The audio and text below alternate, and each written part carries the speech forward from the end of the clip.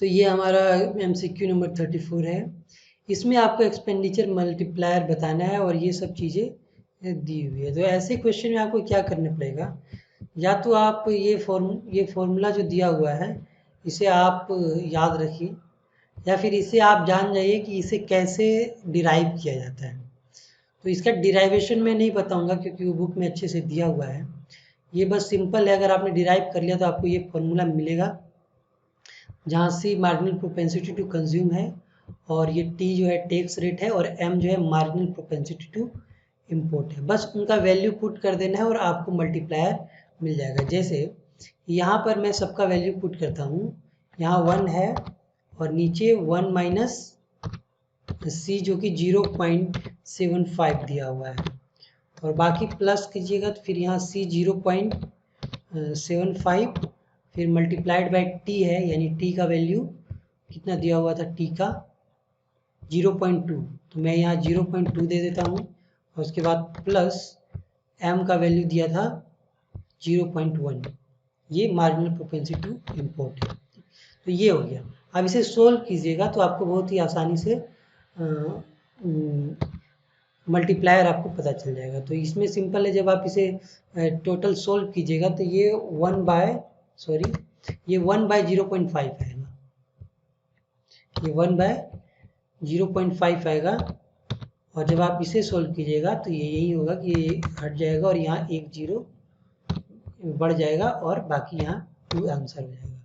तो यही है इसका। बाकी इसका डिराइवेशन ये कैसे निकलता है, अलग अलग मल्टीप्लायर जो होते हैं, expenditure multiplier, last tax multiplier, ये सब आप जरूर देख लें, हो सकता है एग्जाम में कोई एक इससे पूछ दे। ये हमारा MCQ नंबर 35 है और इसमें आपको इक्विलिब्रियम लेवल ऑफ सेविंग बताना है। ऐसे इसमें किसी को गलती नहीं करना चाहिए था, लेकिन कुछ लोगों ने गलती कर ही दिया है। ये बहुत ही आसान है। इक्विलिब्रियम में saving is equal to investment होता है, तो इन्वेस्टमेंट 60 दिया हुआ है, इसका मतलब सेविंग भी 60 ही होगा। तो ये बहुत ही आसान। ये हमारा MCQ नंबर 36 है और ये सिंपल एक 3 सेक्टर मॉडल के का यहाँ पे पूरा डेटा दिया हुआ है और उसी के आधार पे आपको इक्विलिब्रियम आउटपुट निकालना है। तो मेरे ख्याल से ये आसान होना चाहिए। देखिए, चलिए करके देखते हैं। तो 3 सेक्टर मॉडल में क्या होगा, y is equal to C plus I plus G होगा। तो यही 3 सेक्टर मॉडल में होता है और उसके बाद हम सिंपली उसका वैल्यूज पुट करेंगे और हमें अपना आंसर पे पहुंच जाएंगे इसी तरह। अब जैसे सी है तो सी की जगह पे हम इसे रखेंगे, हमने इसे रख दिया, और उसके बाद आई के जगह पे जो हमें वैल्यू दिया हुआ उसे रखेंगे। जैसे आई के जगह पे क्या दिया हुआ है, 60 दिया हुआ है तो हम यहाँ 60 रखेंगे, और जी के जगह पे क्या दिया हुआ है, तो जी के जगह पे 30 दिया हुआ है तो हम यहाँ 30 रखेंगे। अब उसके बाद टी एन यहाँ पे दिया हुआ है, तो देखिए T N is equal to T X minus T R, तो ये दिया हुआ है। तो हम उसी तरह यहाँ भी वही रखेंगे कि हम T N is equal to 1 second, यहाँ टी एन की जगह पे हम पूरा टी एन का जो वैल्यू है उसे हम रख देंगे। जैसे मैंने यहाँ लिया और इसे टी एन को हटाकर, तो टी एन को मैंने यहाँ से हटा दिया। अब मैं टी एन के जगह पे टी एन के जो ये वैल्यू है इसे रखूँगा। तो मैंने इसे लिया यहाँ से और यहाँ पर रख दिया। तो अब इसे आपको सोल्व करना है। यहाँ T X is equal to 40 दिया हुआ है, तो यहाँ ध्यान दें यहाँ माइनस था, तो माइनस के कारण ये तो पूरा ब्रैकेट में आएगा, ये तो माइनस में हो जाएगा, ये प्लस हो जाएगा। इस चीज़ को आप थोड़ा ध्यान दीजिएगा, एक बार करके देखिएगा कि टी एन में पहले से माइनस था और यहाँ पर टी आर में भी पहले से माइनस था, तो वो माइनस से मल्टीप्लाई होकर प्लस हो जाएगा और टी एक्स वैसे ही रहेगा। तो सिंपली अब हमें इसे सॉल्व कर देना है। टी एक्स की जगह पे 40 दिया हुआ है तो हम यहाँ पर 40 ले लेंगे, और टी आर की जगह पे 10 दिया हुआ है तो हम यहाँ 10 ले लेंगे। अब हमें इसे सिंपली सॉल्व करना है, और जब इन दोनों को आप सॉल्व करेंगे तो कुल मिलाकर आपको यहाँ 30 मिलेगा, -30। ये हो गया आपका।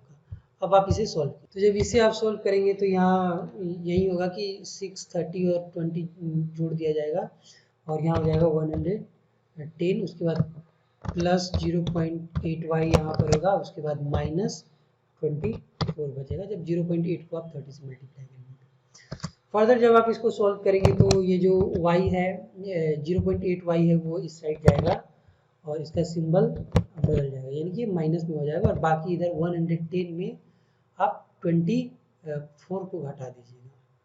तो जब 24 को घटाइएगा तो आपके पास कितना बचेगा, 86 बचेगा। और जब आप इसे फर्दर सोल्व कीजिएगा तो यहाँ तो 0.2y होगा और उसके बाद यहाँ 86, तो इसी तरह रहेगा, और उसके बाद y इक्वल टू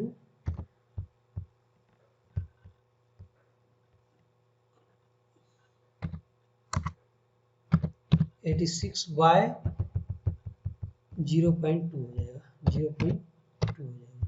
और जब इसे आप फर्दर सोल्व कीजिएगा तो वही 2 होगा और यहाँ पर एक 0 बढ़ जाएगा, और जब आप इसे सोल्व कीजिएगा तो 430 आपका आंसर आ जाएगा।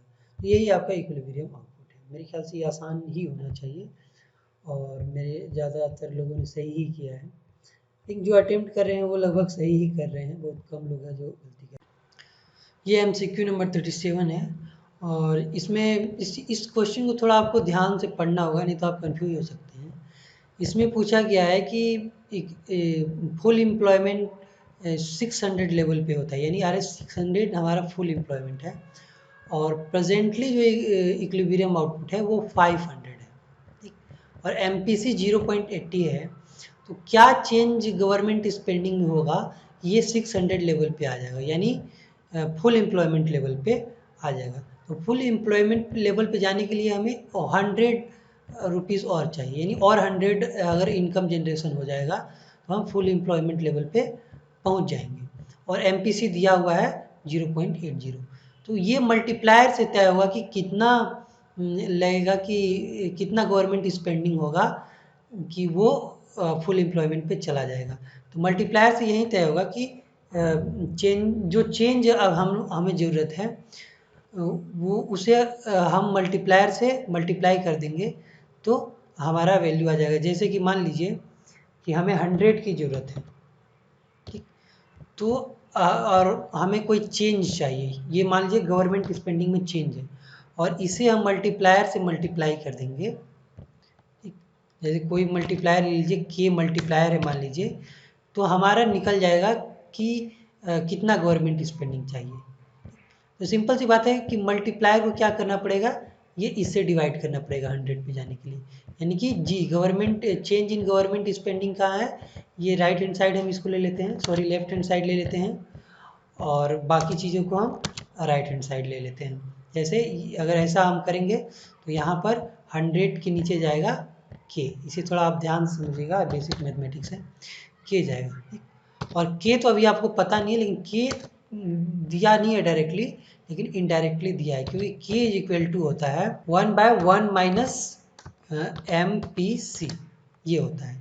और MPC हमने देखा कि हमारा MPC दिया हुआ है, MPC कितना दिया है, 0.8 दिया हुआ है, तो यहाँ 0.8 हो जाएगा, 0.8 ले लिया हमने, और जब माइनस कीजिएगा तो ये ख़त्म हो जाएगा और आपके पास बचेगा 0.2, और 0.2 बचेगा, और जब इसे डेसिमल को हटाइएगा तो यहाँ 10 हो जाएगा, और यहाँ हो जाएगा 5, यानी कि हमारा मल्टीप्लायर 5 है। तो यहाँ पे हम 5 लिखेंगे, यहाँ पे हमने 5 लिख दिया और हमारा आंसर आ गया 20, यानी कि 20 अगर गवर्नमेंट स्पेंडिंग में चेंज होगी तो हम फुल एम्प्लॉयमेंट पे पहुँच जाएंगे।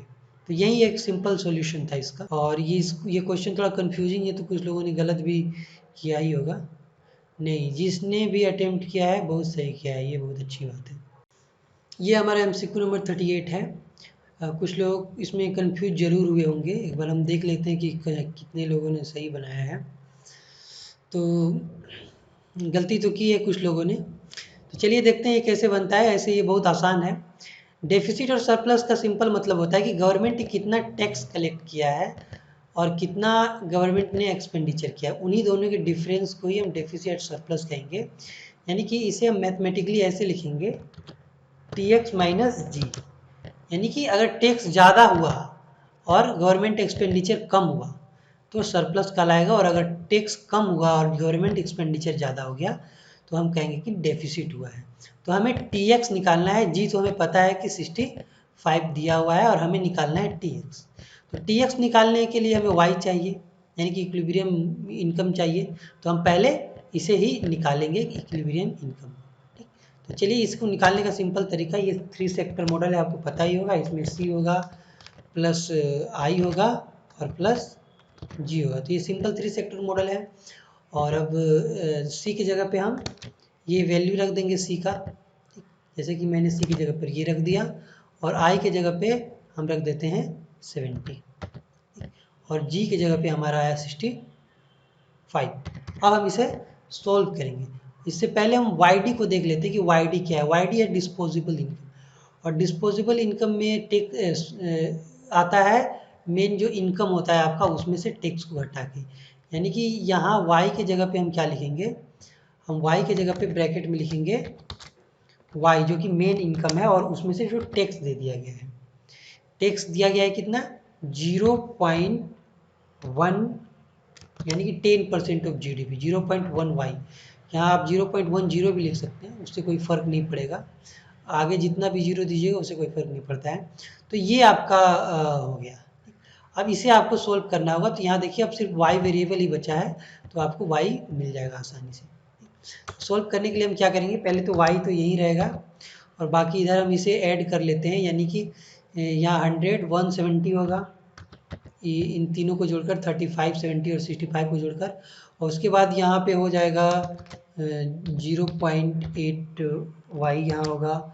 फिर इसे कीजिएगा मल्टीप्लाई 0.8 को 0.1 से, तो क्या हो जाएगा, पहले तो यहाँ माइनस है और उसके बाद हो जाएगा 0.08, ये हो जाएगा 0.08 वाई हो जाएगा।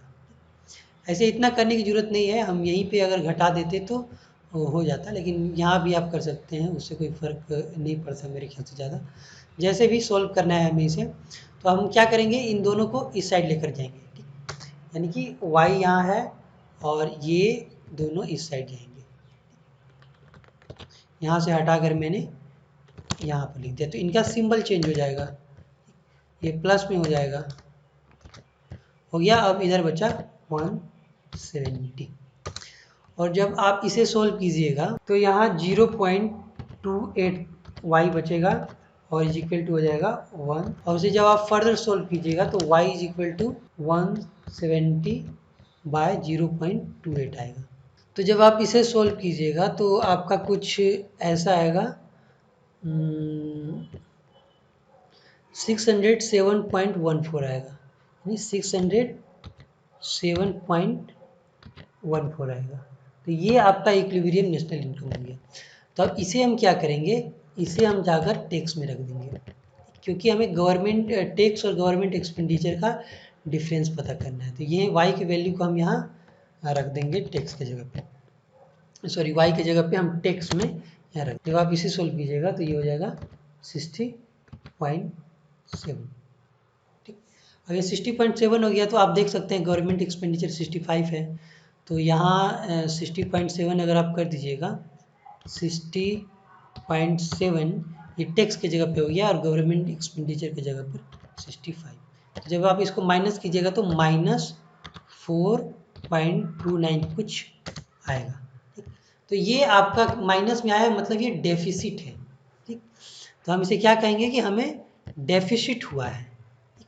हमारा ऑप्शन क्या होगा, हमारा ऑप्शन होगा 4.29 डेफिसिट हुआ है हमारा। ठीक, तो ये यही था ये क्वेश्चन। तो ये हमारा 39th MCQ है। इसमें आपको simply marginal propensity to import निकालना है, यानी कि M निकालना है। तो यहाँ पे M दिया हुआ है, इसी को आपको निकालना है। बाकी सारी चीज़ें आप देख सकते हैं सबकी वैल्यूज़ दी हुई है, तो सिर्फ M की वैल्यू ही नहीं दी हुई है।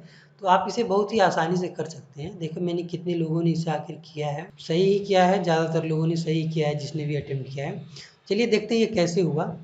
अब देखिए ये 4 सेक्टर मॉडल है, तो 4 सेक्टर में क्या होता है, y is equal to C plus I plus G plus X, यानी नेट एक्सपोर्ट होता है। ठीक, तो यहाँ नेट एक्सपोर्ट का भी आपका यहाँ पर दिया हुआ है फंक्शन। तो सारे जो भी फंक्शन दिए हुए हैं उसका बस वैल्यू पुट करके आपको सॉल्व कर देना है।